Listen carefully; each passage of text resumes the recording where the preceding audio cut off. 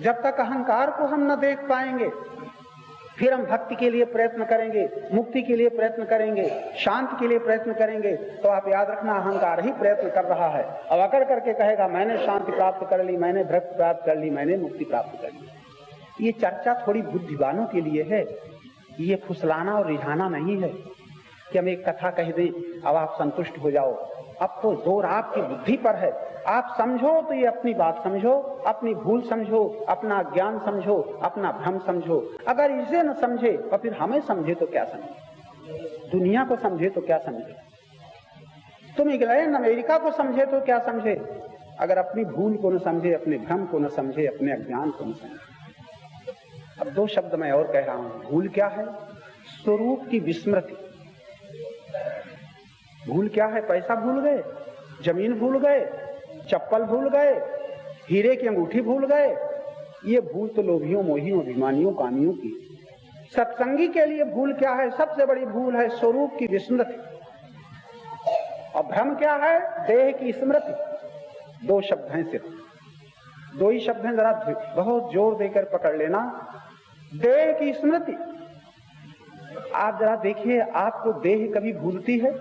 उठते हो तो मैं उठ रहा हूं, चलते हो तो मैं चल रहा हूं, बैठते हो तो मैं बैठ रहा हूं, मैं खा रहा हूं, मैं पी रहा हूं, मैं ले रहा हूं, मैं निरंतर देह की स्मृति चल रही है। लेकिन स्वरूप की याद आती है? देह याद है, स्वरूप भूला हुआ है। जो नित्य है, सनातन है, सत्य है, वो भूला हुआ है। भगवान कहते हैं ममई वांशो जीव लोके, तू मेरा सनातन अंश है, चेतन।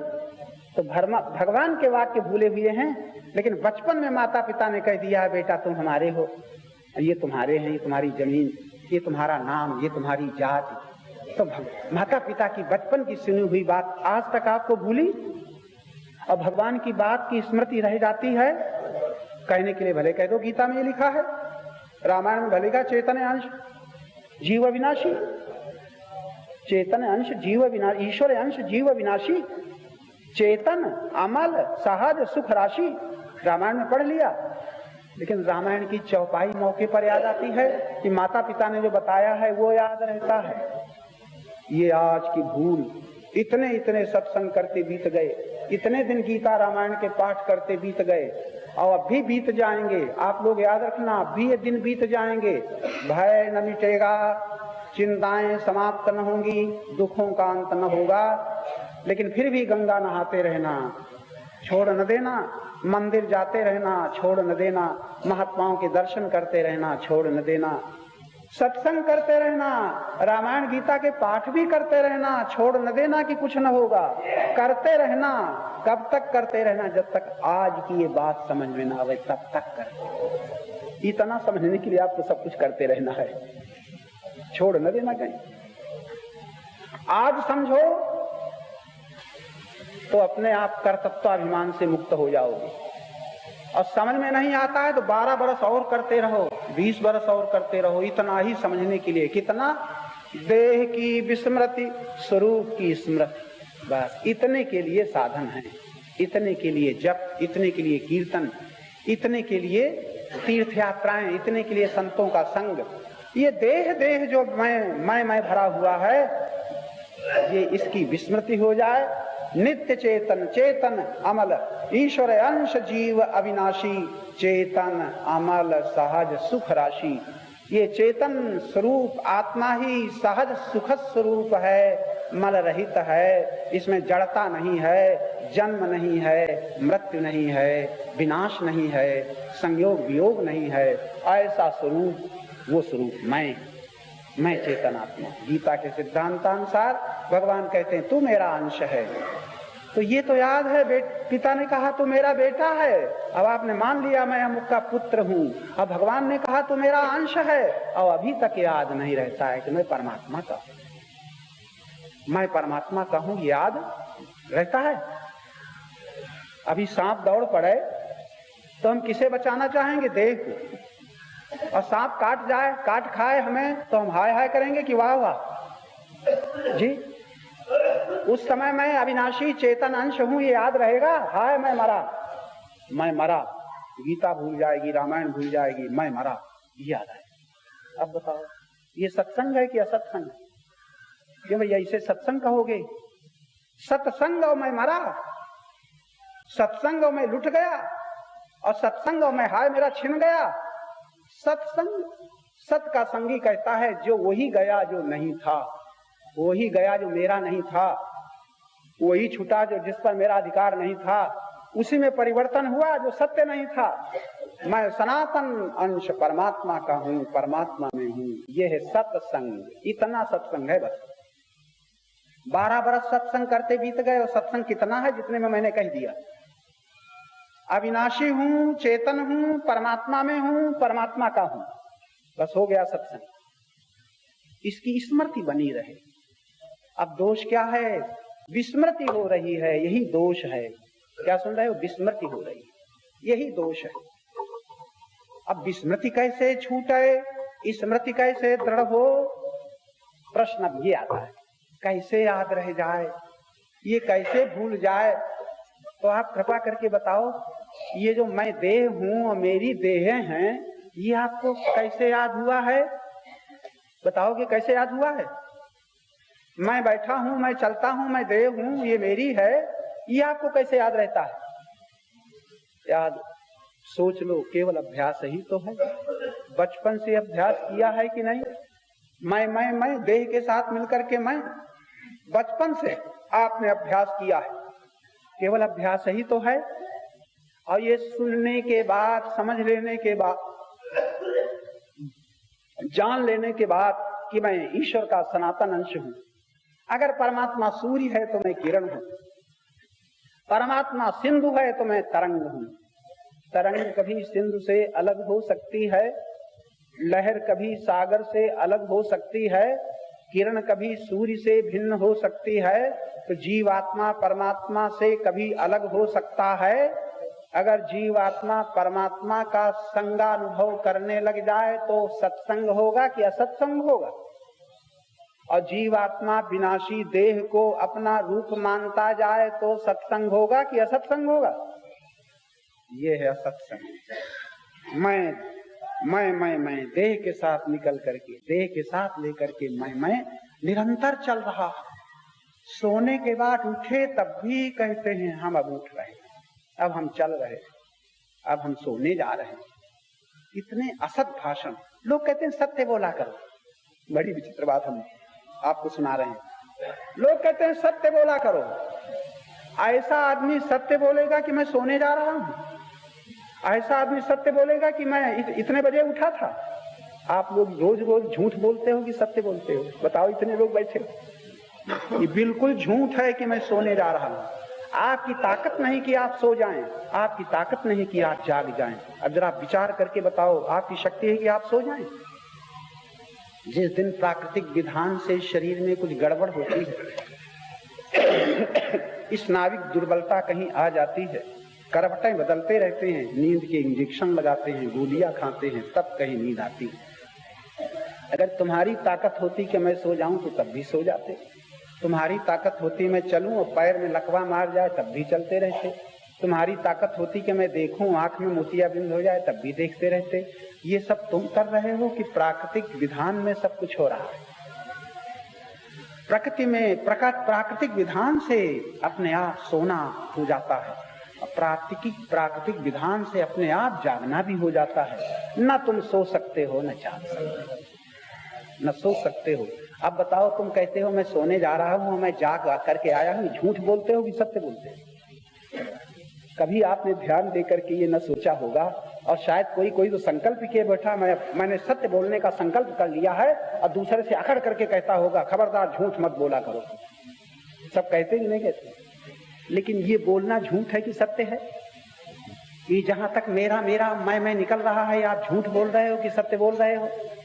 मैं और मेरा, जहां मैं और मेरा शब्द का प्रयोग आप कर रहे हैं, ये मेरा धन, ये मेरा परिवार, ये मेरी जमीन जायदाद, ये आपका बोलना झूठ है कि सत्य है? जी, झूठ है कि सत्य है? मालूम? अरे बोलने में भी घाटा लगता है। हाँ ना, क्या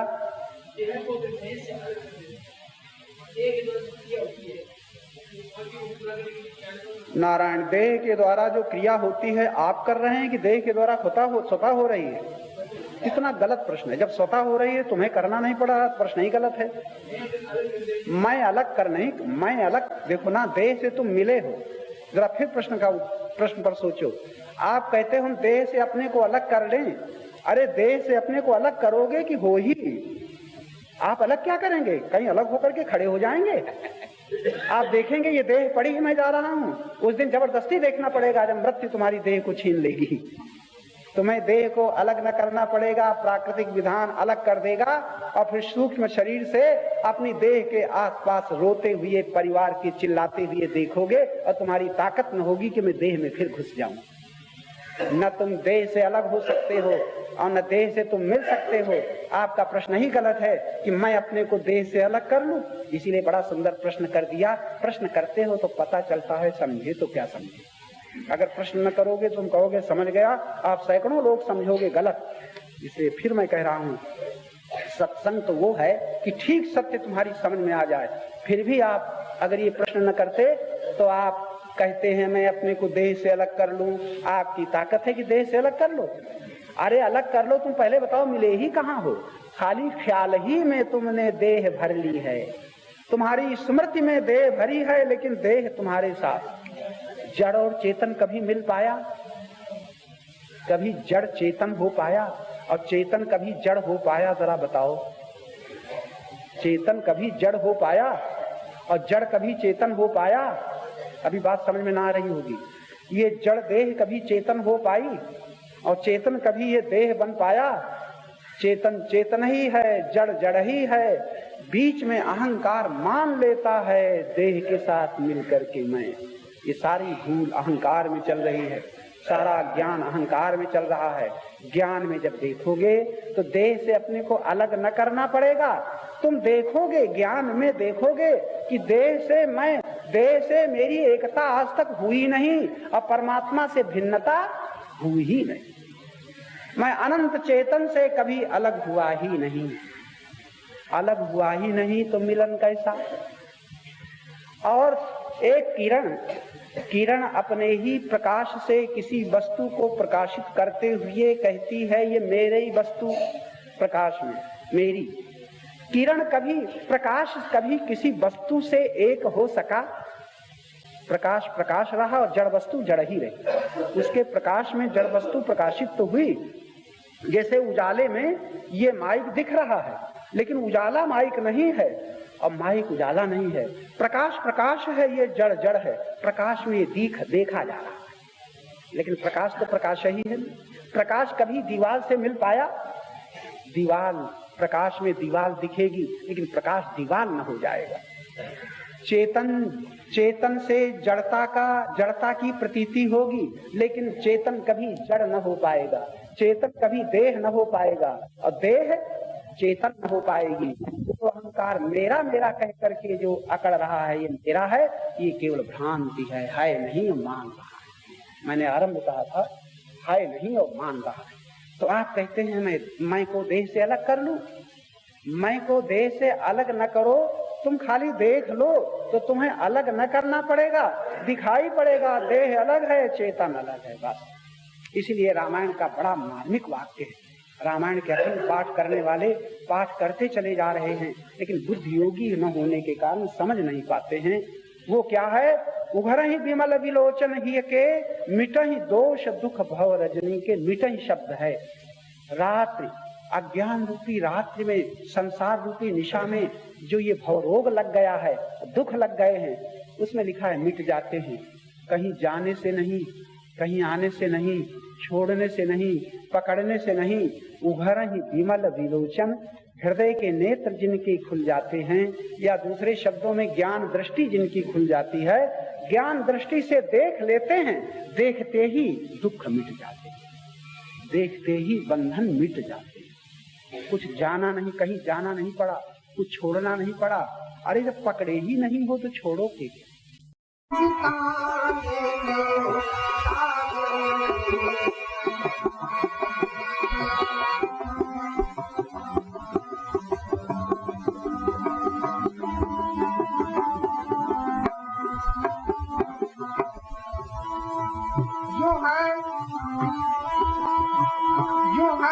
साधु संतों का निंदक विरोधी, वो है साधु संतों का निंदक विरोधी, है जिसमें उन्नति बुद्धि पशुवत अबोधी, पशुवत अबोधी, सदा लोभ से ग्रस्त, अत्यंत क्रोधी, अत्यंत क्रोधी, वो साथी बनाने के काबिल नहीं।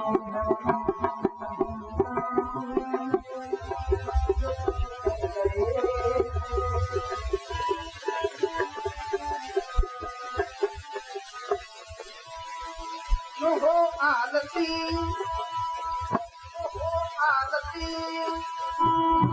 व्यसनी मिलाती, जहाँ इंद्रियों की, जहाँ इंद्रियों की बनी बुद्धि लाती, भले घूम आया हो मथुरा काशी, भले घूम आया मथुरा काशी, वो घर में बुलाने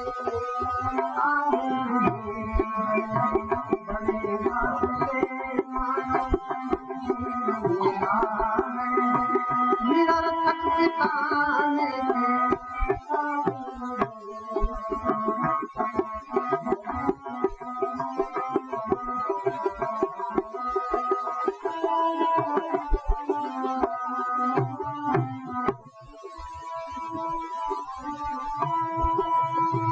धनीयों के भी जो,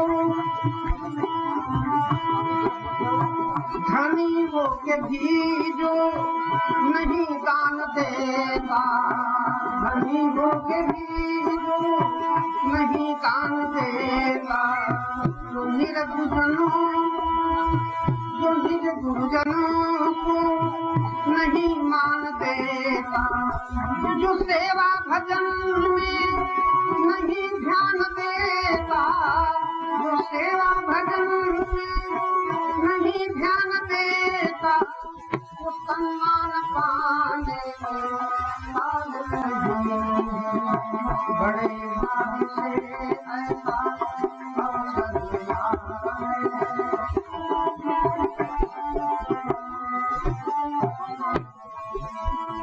जिसे देख हम, जिसे देख हम धर्म को भूल जाए, जिसे पाके हम, जिसे पाके अभिमान में भूल जाए, जिधर चल के हम प्रभु प्रतिकूल जाए, जिधर चल के हम प्रभु के प्रतिकूल जाए, पथिक उधर जाने पथिक उधर जाने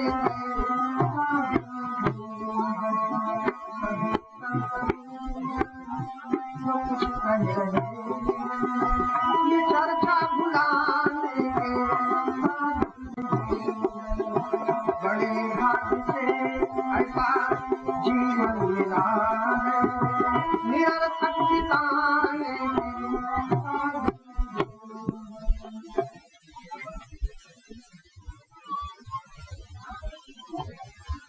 धर्म प्रेमी सज्जनों,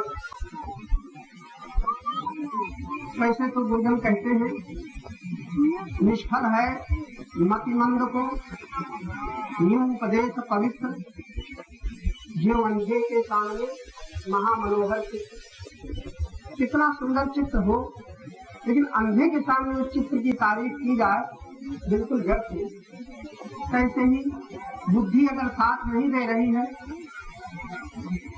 तो भगवान भी आ जाए और इस मेले में खड़े होकर के अगर उपदेश देना चाहे तो उनकी एक विषय नहीं, भगवान भी आ जाए। और यहाँ सबके लिए सब कुछ, सबके लिए सब कुछ, साधक के लिए, लोभी के लिए, मोही के लिए, अभिमानी के लिए, कामी के लिए ये संसार बड़ा सुंदर वाक्य है। हर इच्छा पूरी करें, जो जो करते लोग, भोग इच्छुक को भोग दे, योग इच्छुक को योग। जो तुम चाहोगे तुम्हारा संकल्प पूरा होगा। डाका डालने वाला भी, उसका भी संकल्प पूरा होता है, चोरी करने वाले का भी संकल्प पूरा होता है। अगर आप सत्संग चाहते हैं तो इतनी भीड़ के बीच में आपका वो भी संकल्प पूरा हो रहा है। अगर आप ये न चाहते होते तो यहाँ के न बैठे होते, आप मेला में घूमते होते, तीतर बटैर की लड़ाई देखते होते, लेकिन यहाँ सब कुछ संकल्प करो। हमारे वेद का मंत्र है तन्मे मनः शिव संकल्प मस्तु। पवित्र संकल्प करो, तुम पवित्र हो जाओगे। सत्य संकल्प करो, सत्य से संबंधित होकर के तुम सत्यमय हो जाओगे। अशुभ संकल्प करोगे, अशुभ संकल्प करोगे, अशुभ हो गए हो और बने ही रहोगे। तुम्हारा संकल्प ही वहाँ ले जाता है जहाँ से उसकी पूर्ति होती है। सावधान रहना। बहुत कम विचारवान है जो संकल्प के समय सावधान रहते हैं कि संकल्प की पूर्ति हमारी किसके द्वारा होगी, ये विचार प्राय नहीं। अंधे के पीछे अंधे भाग रहे हैं। भेड़ों की तरह, जैसे भेड़ के पीछे भेड़ चलती, वो जहाँ गिरेगी तहाँ सब गिरेगा। आज संसार के इसी कटे भेड़िया भगवान कोई नहीं रोक सकता मुझे। आप बड़ी भीड़ को पार करके आप यहाँ आके बैठे हैं। मैं नहीं कहता हूँ वहाँ न जाना चाहिए, जाने वाले रुकेंगे नहीं, लेकिन आप यहाँ आ गए, कुछ मिनटों में आपने जीवन की बात सुने। ऐसा कोई व्यक्ति नहीं जिसको जीवन प्रिय न। जीवन शब्द कह रहा हूँ, शरीर प्रिय तो पशुओं को भी, पक्षियों को भी, चींटी को भी, हाथी को। शरीर का मोह इसे नहीं है, लेकिन जीवन का अर्थ तो कोई विद्वान नहीं जानते। जीवन उसे कहते हैं जहाँ मृत्यु पहुँचती नहीं। बड़ी विचित्र बात आप सुन रहे हैं। भले ही रामायण पढ़ता हो, भले ही गीता पढ़ता हो, मंदिरों में जाता हो, जीवन का ज्ञान जिसे हो जाएगा उसे मृत्यु का भय छूट जाएगा। आपसे संकेत है, अभी हमारे व्यास जी बड़ी सुंदर बातें आपको समझा रहे थे। फुसलाना बालकों के लिए, बालकों को बहुत सरल, रिझाना भोगियों को बहुत सरल, समझाना विद्वानों को भी बहुत कठिन, बहुत कठिन। आप समझने की स्थिति में लाख लाख प्राणियों के बीच में बहुत सरल। तुम बगैर लाखों की भीड़, 50 लाख, 60,000, 70 लाख, 80 लाख आदमी, बड़े बड़े पंडाल बने हुए थे, बड़े बड़े धनुधर विद्वान महारथी उपदेश चल रहे थे। किसी की ताकत नहीं थी कि कुंभ में जाने वाले लोभियों को कोई उदार मोड़ दे, लोभ से मोड़ दे। उदार बनेंगे, उदारता दिखाई पड़ेगी, कुंभ में लोग दान करके दिखाई पड़ेंगे, इसकी कमी नहीं है, लेकिन वो दाने नहीं लोग हैं। पहले ही लालच हो जाता है, इतना देंगे तो बहुत ही है। निहाई की चोरी करी, निहाई की चोरी करी, सूजी की दान। आज ये दशा है दानियों की। निहाई की चोरी करी, सूजी दी है दान, और उचक उचक देखत फिर कितनी दूर दीवान। नहीं तो बड़े बड़े मेलों में, कुंभ में जाने वाले इसी तरह के दानी। किसी को कुंभ में मुक्ति वाली मिलने वाली नहीं है। हमने भरी सभाओं में कहा, यहाँ कौन व्यक्ति ऐसा आया है जो लोभ छोड़ के आया, कौन व्यक्ति ऐसा आया है जो मुक्ति भक्ति चाहने आया, उसका नहीं रहा। हजारों आदमी सुन रहे। आप लोग भी कभी तीर्थों में गए होंगे, ऐसा कोई यहाँ तीर्थों में जाना, हरिद्वार, मथुरा, काशी, अयोध्या में जाने वाला यहाँ कोई ऐसा व्यक्ति है जो मुक्ति के लिए गया हो? जो हाथ डाल उसको पहचाने, मुक्ति के लिए गया हो, भक्ति के लिए गया हो। कोई कोई कहेंगे हम शांति के लिए गए थे, वो भी मुश्किल, सिद्ध न कर पाओगे कि हम शांति के लिए गए। लालच बस गए थे, कुछ मिलेगा, फल मिलेगा, बड़ा फल मिलेगा, दर्शन का फल, परिक्रमा का फल, स्नान का फल। अगर ये विद्वान ब्राह्मण पंडित तुम्हें फल न दिखावे तो घर से निकलना मुश्किल। फल के लालच बस दुनिया दौड़ रही है, धर्म के नाम पर भी। अगर धर्म क्रिया कुछ होती है तो फल के लालच। अगर आप भगवान की बात सुन लेना, आपको कभी जरूरत पड़े। भगवान कहते हैं काम क्रोध लोभ तीन नरक के द्वार है। गीता का वाक्य है, भगवान कृष्ण ने कहा काम क्रोध लोभ कहाँ के द्वार है? नरक के द्वार। और ये छोटे द्वार में एक आदमी जा सकता है कि भीड़ है? संकीर्ण द्वार नहीं, ये पतले द्वार नहीं, बड़े बड़े फाटक है जहाँ मोटरें भी अब जाने लग गई, बड़ी बड़ी थोड़े। प्रेम गली है कि सांकरी, वहाँ तो कबीर साहब कहते बड़ी सकरी गली है, अकेला आदमी जा सकता है, लेकिन नरक के द्वार में सकरा होता तो काम ही नहीं चलता। बड़े चौड़े फाटक बनाए गए, काम क्रोध। इस पर हम विचार करें कि हमारे भीतर जहाँ तक संसार की कामना है, जब करें तो, कीर्तन करें तो, पाठ करें तो, महात्माओं के दर्शन करें तो, तीर्थ जाए तो, लोभ ले जाता है, भक्ति मुक्ति शांति के लिए कोई नहीं जाता। आप सावधान हो जाएं, कभी संसार से घूमें, परिवार से घबरा जाएं और तीर्थ जाएं तो एक प्रश्न लेके जाएं, मुक्ति कैसे मिले, भक्ति कैसे मिले। भक्ति मुक्ति और शांति इतनी सहज है, थोड़ा ध्यान देना। कठिन आपको भक्ति मुक्ति शांति कठिन लगती है, शायद बहुत, अगर हम बताएं कहेंगे बहुत कठिन। और काम क्रोध लोभ मोह ऊंची पूर्ति कठिन है कि सरल, अभ्यास ही हो गया, बहुत सरल लगता है, कितना उल्टा मत। कभी जरूरत पड़े और पड़ेगी, क्योंकि आप जहाँ है वहाँ रह पाएंगे और जो आपके पास है उसे रख न पाएंगे।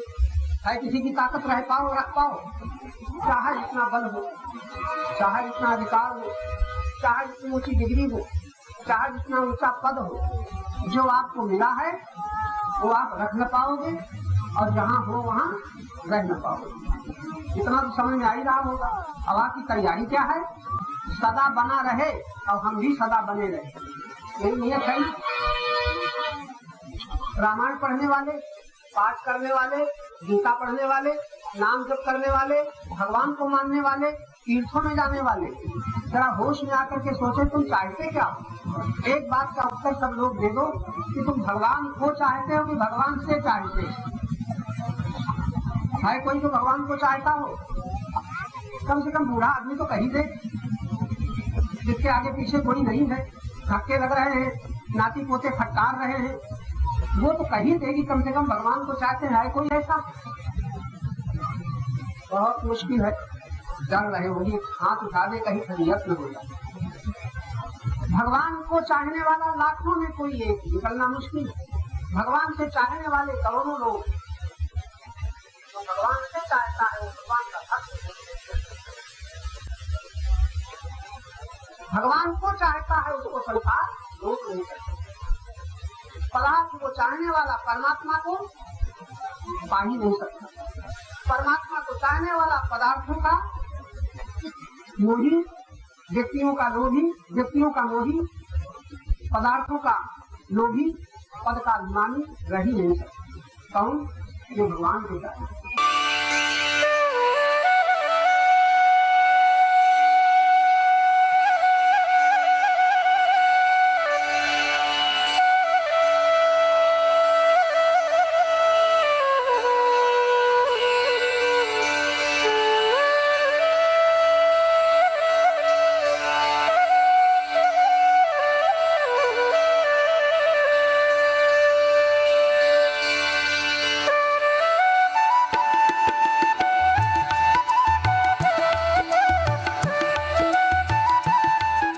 हमारे बाबा कितने भक्त हैं, इतनी दूर प्रणाम करने आए।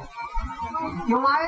प्रणाम करने का बड़ा फल होता है, बड़ा फल होता है। अगर लालच न होता तो इतनी दूर भीड़ को पार करके तखत पर चढ़ करके इतनी दूर ना। आपसे इशारा, हम लोग जितने धर्म के नाम पर कर्म करते हैं, विवेक नहीं, करने की आदत है लेकिन विवेक नहीं। राम धनुष तोड़ने जाते हैं, बड़ी लंबी भीड़ है, बड़ी लंबी सभा है, दूर भक्त है, लेकिन प्रणाम धनुष तोड़ने के पहले प्रणाम करने के लिए स्थान छोड़ करके गुरु महाराज के सेवा करने जाते हैं। गुरु ही प्रणाम मन ही मन की, जहाँ जैसा समाज, जहाँ जैसी सभा हो, जहाँ जैसा, ये विवेक नहीं है हम लोगों को। छोटे छोटे कर्मों में रामायण के पाठ पर पाठ किए जा रहे हैं, अखंड पाठ किए जा रहे हैं, माइक लगा करके पड़ोसियों को सोने नहीं देते।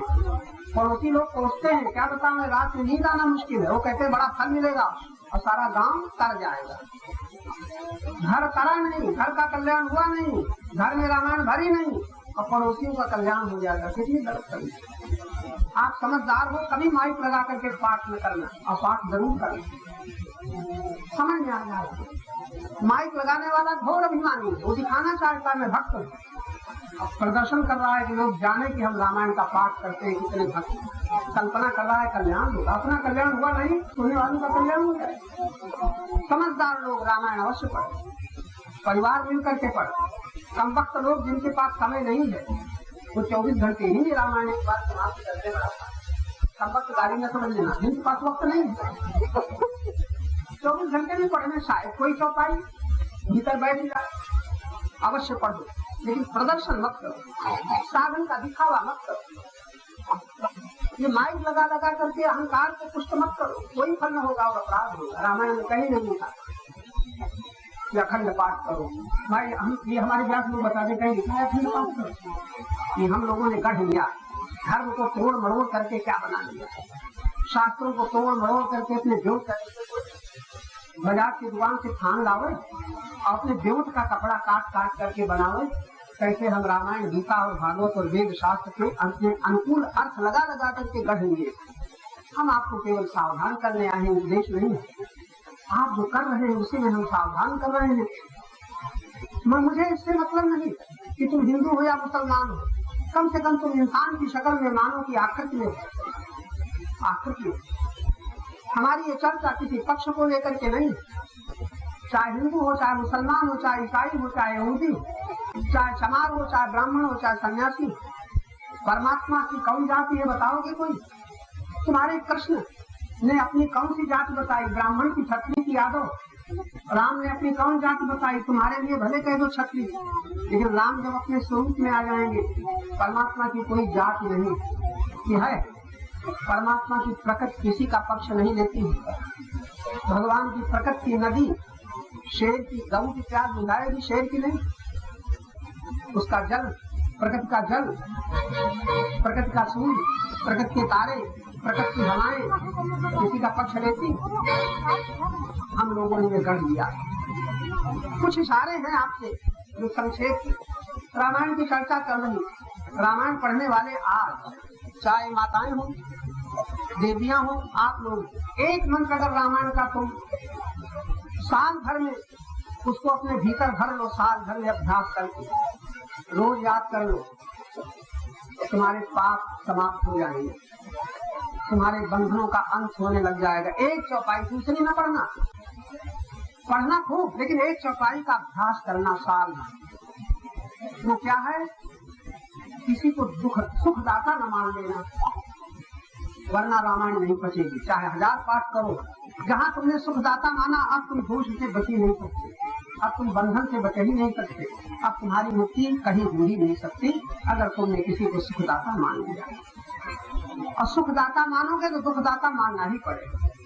सुख देने वाला मानने वाला दुख देने वाले से बच ही नहीं सकता। मेरा एक छोटा सा मंत्र मैं कह रहा हूँ, साल भर कोई अभ्यास करे, देवरानी जेठानी, सास बहू, ननंद भौजाई, पति पत्नी, भाई भाई, आपके परिवार में जितने झगड़े होते हैं किसी को दुखदाता मान करके होते ही नहीं होते। भाई भाई में मुकदमे चलते हैं, पति पत्नी लड़ते हैं, भाई बहन बहन लड़ती है, ब्राह्मण क्षत्रिय शूद्र वैश्य, हिंदू मुसलमान, जिसको देखो सारे झगड़े का कारण एकमात्र है ये हमें, इसके कारण हम बड़े दुखी हैं। तो भाई समझ में आ रहा है कि आप किसी को दुख देने वाला न मानो फिर देख, लेकिन कैसे द्वेष करोगे, कैसे घृणा करोगे, कैसे नहीं करो। कृष्ण के दर्शन करो, 1000 मंदिरों की परिक्रमा करो, तुम्हारा दुख कोई भगवान मिटा नहीं सकता। क्या ख्याल है आप लोगों का? सोच करके बताओ। भगवान राम, भगवान कृष्ण भी दोष के रहते दुखों का अंत नहीं कर पाए, अपने सामने रहने वाले भक्तों का मिटा नहीं पाए, सुख दे पाए, रक्षा की संकटों से, बंधनों से, लेकिन दुख मिटाने का कोई उपाय भगवान के पास न था। अगर था तो यही यथा राग द्वेष सुराग द्वेष से रहित होकर के संसार में रहना सीख लो। भगवान कृष्ण कहते हैं तुम्हें संसार में कोई दुख न दे पाए। आप सबकी नियत यही है, आप धन क्यों चाहते हो कि दुख से बच जाए? परिवार का सहारा क्यों लेते हो? दुख से बच जाए। पति पत्नी का सहारा, पत्नी पति का सहारा क्यों लेती है? हमारे जीवन में दुख ना आए। ऐसा कोई प्रमाण आपके पास है किसी के सहारे किसी का सहारा लेकर के कोई दुखों का अंत कर सका हो, इतना हाथ उठा लो। पत्नी कह दे, पति कह दे, पिता कह दे, पुत्र कह दे, प्रधानमंत्री कह दे, चपरासी कह दे, यहाँ तक कि साधु सन्यासी भी बता दे, अगर वो संसार में किसी वस्तु व्यक्ति का अवस्था परिस्थिति का सहारा ले रहे हैं, वियोग का दुख होगा ही, हानि का दुख होगा ही, अपमान का दुख होगा ही, अभाव का दुख होगा ही। तुम जपा करो राम नाम, आपके दुख नहीं थे। और राम की बात अगर मान लो, संत की बात मान लो, तो तुम्हारे संसार में तुम्हें कोई दुख देने वाला होगा नहीं। याद रखना, राग के रहते द्वेष से कैसे बच पाओ, लोभ के रहते तुम हान के दुख से कैसे बच पाओ, अभिमान के रहते अपमान के दुख से कैसे बच पाओ, मोह के रहते तुम वियोग के दुख से कैसे बच पाओगे। क्या उपाय है? नाम जब से बच पाओगे, जब से तुम्हें नाम वियोग का दुख होता है। राम के दर्शन करने वालों को वियोग का दुख हुआ, जानकी जी को हुआ, राधा जी को हुआ, वियोग का दुख हुआ। जरा बड़ी कड़ी बात है, वैष्णव लोग इसको बर्दाश्त न करेंगे, हमसे लड़ जाएंगे, लेकिन हम मानने वाले नहीं, हम जानने की कोशिश करेंगे। जानोगे तो दुख किसी को प्यारा नहीं है, फिर भी सबको दुखी होना पड़ता है। इसलिए गीता में भगवान कहते हैं, नहीं ज्ञाने न सदृशम पवित्र नहीं देते। ज्ञान का अर्थ ये नहीं किताबें पढ़ लो ज्ञान हो जाए, किताबें पढ़ने से ज्ञान नहीं।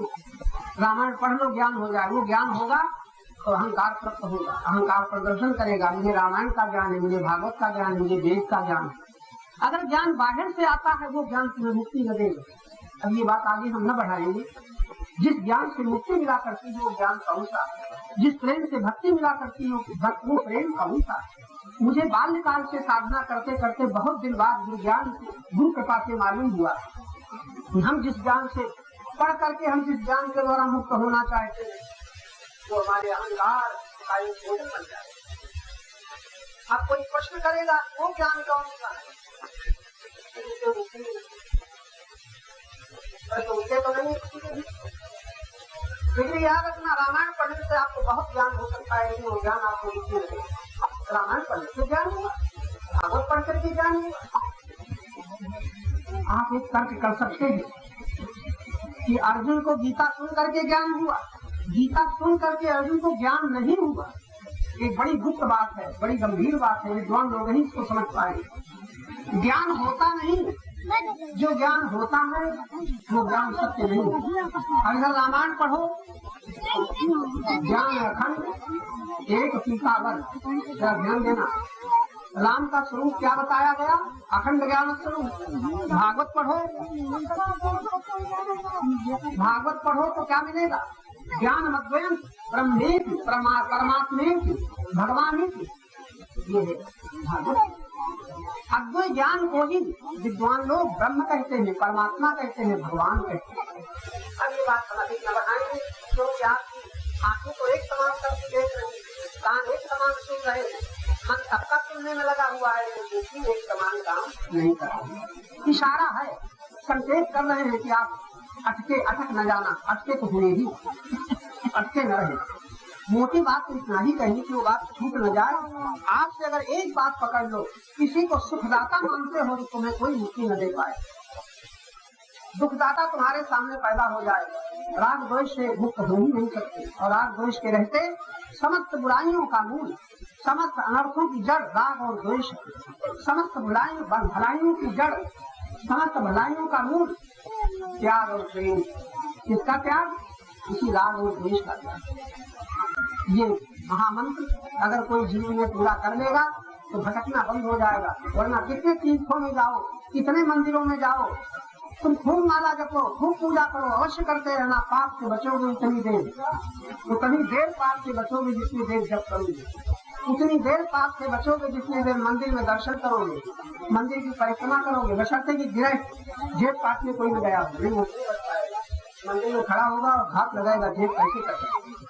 लेकिन तुम सज्जन, तुम अच्छे विचार वाले मंदिर की परिक्रमा करोगे, मंदिर के दर्शन करोगे, तीर्थों में नहाओगे, जप करोगे, कीर्तन करोगे, पाठ करोगे, उतनी देर पाप से बच पाओगे। और जहाँ ये छूटा तहाँ फिर पाप लग जाएगा।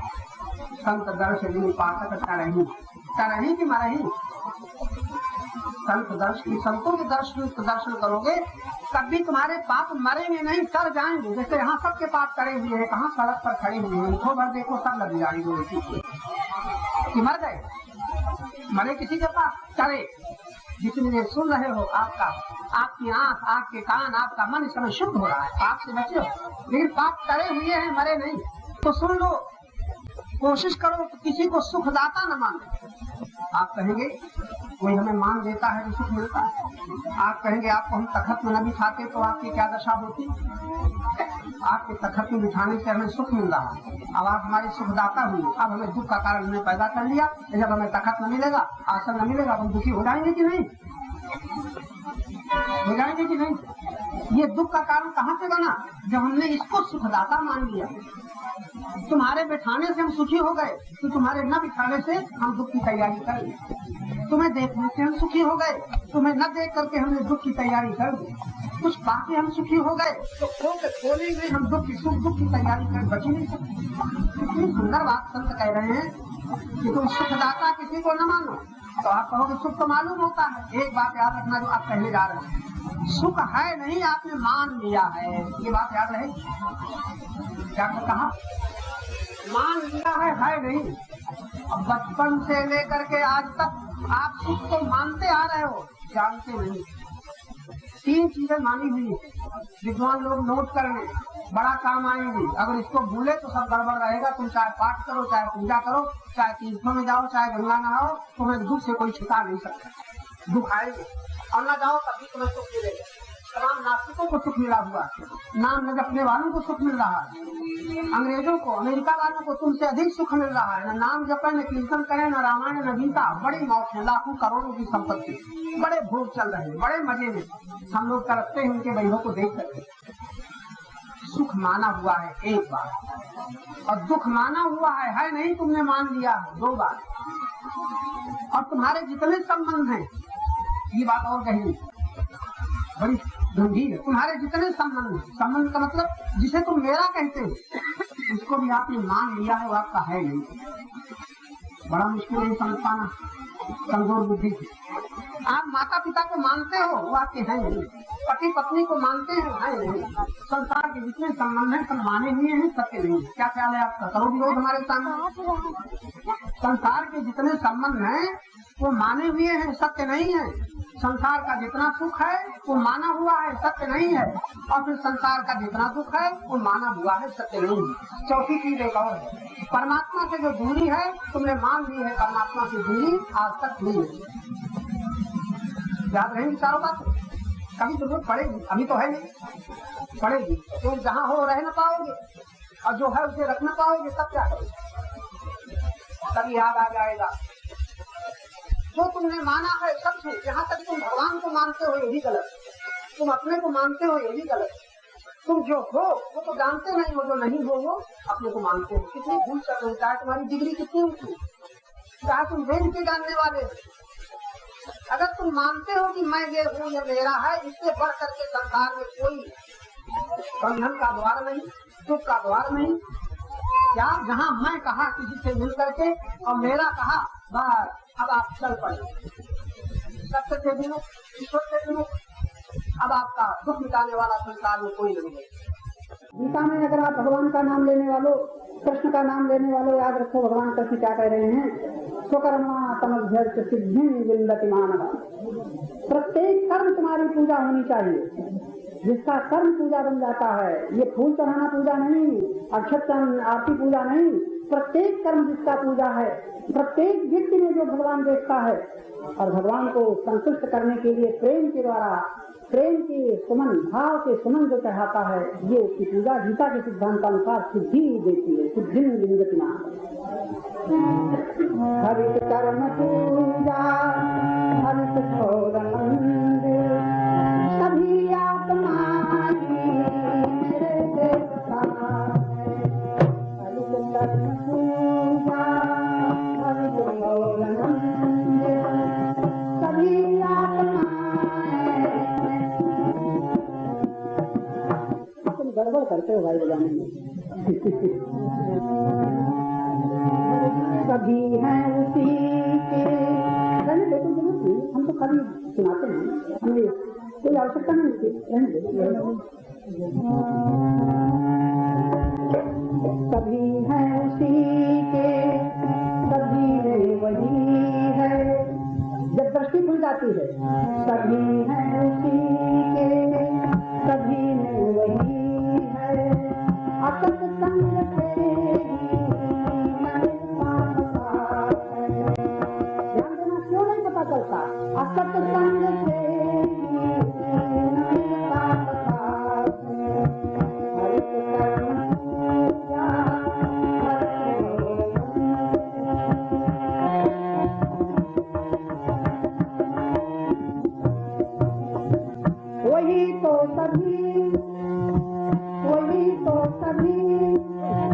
प्राणियों का है जीवन, उसी में अहंकार है, उसी में अहंकार है। मुझे भासता है जल थल मुझे भासता है जल थल अनिल में गगन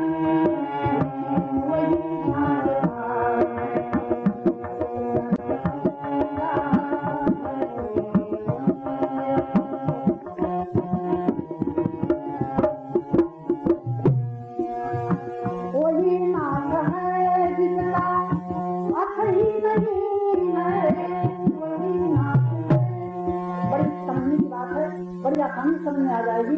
अगर आप किसी वस्तु को उत्पन्न हुए देखते हो कि पैदा हुई, तो बताओ पैदा होने के पहले कुछ है तब तो वो पैदा हुई। अगर कोई आश्रय होगा तो कौन कहाँ पैदा होगा? तो जहाँ जो वस्तु उत्पन्न होती है उसके पहले जो है वो उत्पन्न नहीं होती। अगर किसी वस्तु का अंत होता है तो बाद में कोई क्षेत्र, क्योंकि अंत कहाँ होगा? जहाँ अंत होगा, जैसे पेड़ उत्पन्न हुआ तो पेड़ उत्पन्न होने के पहले कुछ है और पेड़ गिर करके नष्ट हो गया तो अंत में कुछ है। जो अंत में रह जाता है अनंत है और जो पहले होता है अनादि। अनादि और अंत के अर्थ है समझने वालों के लिए। कोई नाथ है जिनका अंत ही नहीं है, कोई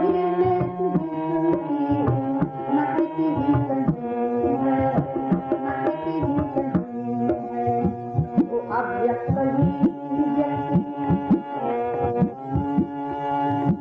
वो अव्यक्त ही व्यक्ति में व्यक्त होता, उसी की कथा से जब भासता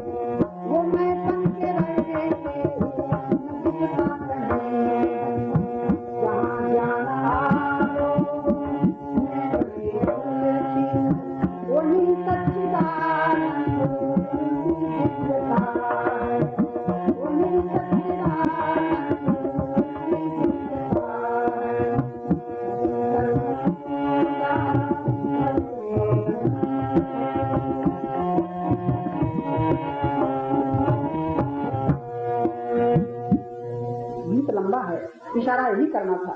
एक ऐसा भी समय, एक ऐसी भी जागृति हम लोगों के जीवन में आएगी कि समस्त कर्म पूजा हो जाएंगे।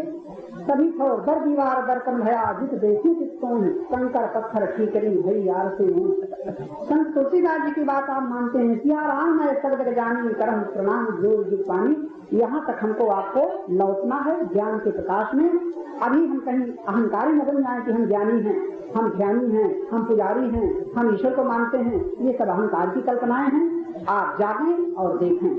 जागने और देखने के लिए आप सत्संग से प्रेम करें और उसके लिए प्रभु कृपा से श्रद्धा का आदर करें। श्रद्धावान बते ज्ञानम तत्परः संयेतेन्द्रिया। सात्विक श्रद्धा के द्वारा आप ज्ञान के प्रकाश में जाग पाएंगे। ईश्वर ही शब्द में बन जाता है और उस शब्दों का अर्थ लगा करके हम कहीं प्रेमी बनते हैं, कहीं द्वेषी बनते हैं। तो जैसे शब्द ही ईश्वर बन जाता है तो जितना भी तुम्हें संसार में आंखों से जो कुछ दिख रहा है मिट्टी ही उस आकार में बन गई है और कुछ नहीं, केवल मिट्टी। मिट्टी नहीं तो दिखेगा नहीं। जितने आकार हैं, मकान मिट्टी है, ये जो कुछ दिख रहा है सब मिट्टी। आंखों से जो कुछ भी दिखता है सब मिट्टी। लेकिन हम जब देखते हैं तो उसे मिट्टी नहीं कहते। हम कोई न कोई नाम लेते हैं और कोई न कोई रूप देखते हैं। हर एक नाम रूप मिट्टी का बना हुआ है। जितना रूप है उसका मिट्टी का बना हुआ है, उसका नाम हमने रखा है। जैसे स्वर्ण के, सोने के चाहे हजारों आभूषण हो, हजारों आभूषणों के नाम हो सकते हैं, उनके रूप हो सकते हैं, लेकिन जब रूप न था तब केवल सोना था, और जब रूप न रहेगा तब भी सोना रहेगा। जब ये आकार न था तो केवल मिट्टी थी, जब आकार न रहेगा तो केवल मिट्टी रह जाएगी। आगे पहले मिट्टी पीछे मिट्टी। तो पहले मिट्टी है और अंत में मिट्टी है, बीच में आता है। ये दृष्टांत हम दे रहे हैं। इसी प्रकार जितना कुछ ये दिखाई दे रहा है, पहले परमात्मा सत्य है, बीच में उसी के प्रकट के आश्रय लेकर के आकार है।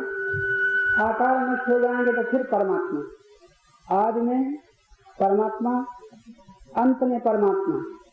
तो बीच में क्या है? आदि अंत तो परमात्मा है। जब आरंभ न हुआ था तब परमात्मा, और जो दिखता है शांत हो जाएगा तो परमात्मा सत्य। तो बीच में क्या है? बीच में हो गया ये संसार। इसी में हम लोग उलझे हुए हैं। पहले था उसे भूल गए, अंत में रहेगा उसे पता ही नहीं है। बीच में भी कुछ है, हमें सत्य मालूम होता है, और जो हमें सत्य मालूम होता है उसी के हम मोही हैं, लोभी हैं, अभिमानी हैं, कामी। लेकिन वो जो कुछ हमें दिखता है रहता नहीं। बस यही हमारे दुख का कारण है, कुछ यही हमारे दुख का कारण। हमारे दुखों का अंत, अगर हम भगवान राम के दर्शन करें, भगवान कृष्ण के दर्शन करें, तब भी हमारे दुखों का अंत नहीं होगा जब तक उनकी बात न मानेंगे। वो क्या कहते हैं? अहनात्मा विदातेश सर्वभूताश्रया स्थितः। मैं आदि में हूँ, अंत में हूँ, मध्य में हूँ, ये वो कह रहे हैं। लेकिन हमें तो जो बीच में दिखता है यही सत्य मालूम होता है, और हम कहते हैं यही बना रहे। हमारे जो परिवार के लोग हैं ये सदा बने रहे, हमारा शरीर है जो सदा बना रहे। किसी के कहने से कोई बना रहा है कि बना रहेगा?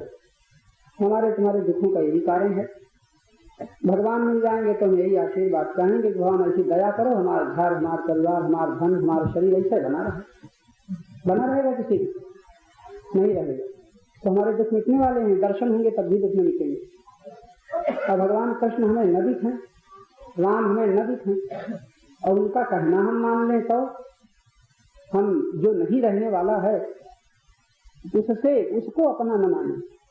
जो नहीं रहने वाला है उसे अपना न माने। तो प्रश्न है, क्या हम भी न रहेंगे? तो लगता है हम भी मर जाएंगे। हम पैदा हुए हैं, मर जाएंगे। जब हम मर जाएंगे तो भगवान की हमें कोई जरूरत नहीं कि है। मर गए तो क्या करना भगवान? भगवान की दया करता तो हम क्या करेंगे? जब मर जाएंगे तब तो हम रहेंगे नहीं, फिर हमें क्या करना है भगवान को? तब तो हमारे सामने जो सुख है सुख है, दुख है दुख है। हम मर गए तो मर गए, फिर भगवान को कोई जरूरत है भैया? अगर आप कहते हैं हम रह जाएंगे, जहां आपने स्वीकार किया कि हम रह जाएंगे, तो आप सत्य हैं कि जो दिखता है वो सत्य है? तो जो कुछ आप देख रहे हैं सत्य नहीं है, लेकिन देखने वाला जो कोई है वो सत्य है। उस देखने वाले को जो जान लेता है, यानी अपने को जो जान लेता है तो सत्य को जान लेता है। अपने को नहीं जानता वो सत्य को नहीं जानता, वो परमात्मा को नहीं जानता। वो मानता रहता है लेकिन जानता नहीं। हम लोग मान मान करके मोही बने हैं, अपना मान करके लोभी बने हैं, अपना मान करके अभिमानी बने हैं। गीता रामायण सब पढ़े जा रहे हैं, लेकिन न मोह छूटता है, न लोभ छूटता है, न अभिमान छूटता है, फिर न दुख छूटता है, न भय छूटता है। बस यही आपके जीवन की समस्या है।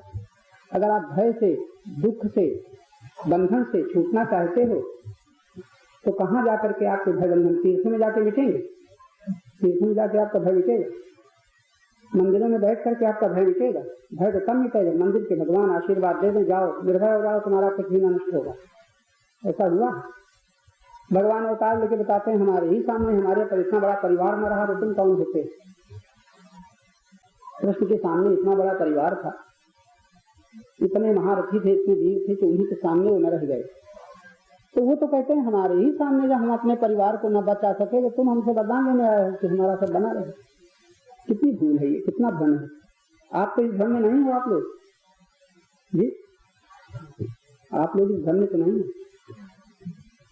बना रहे बना रहे बना रहे, ऐसी नियत आपकी तो नहीं है।